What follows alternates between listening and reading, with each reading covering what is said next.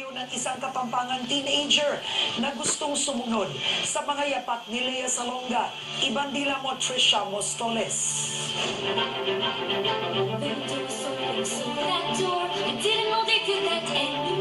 Mahigit 300,000 views na ang video ng estudyanteng ito na kumakanta ng isa sa mga soundtrack ng hit movie na Frozen.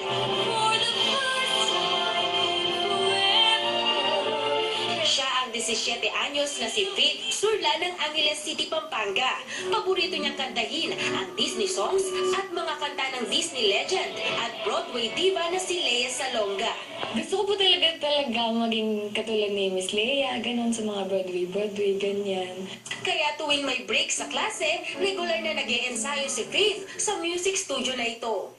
Taong 2012, nang i-donate ni Apple the App itong music studio at library na ito. Layunin daw nito na matulungan yung mga kabataang may potensyal sa larangan ng musika katulad na lamang ni Faith. Ito ngayon ang nagsisilbing training ground ng Dalagita. Kaya masaya po kasi napansin siya kasi talagang may talent po siya at saka may potential na maging isang magaling na singer.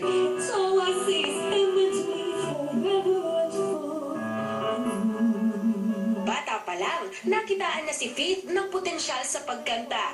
Nung bata siya, pinapatugtog namin yung mga tapes ni Lea Salonga. Irreplaceable si Lea.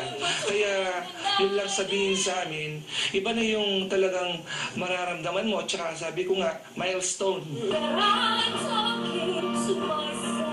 First year college ngayon si Faith sa kursong education. Bukod sa pagiging guro, pangarap ng Dalagita na mabigyan din ng pagkakataon sa industriya ng musika. Trisha Mostoles, ABS-CBN News, Pampanga.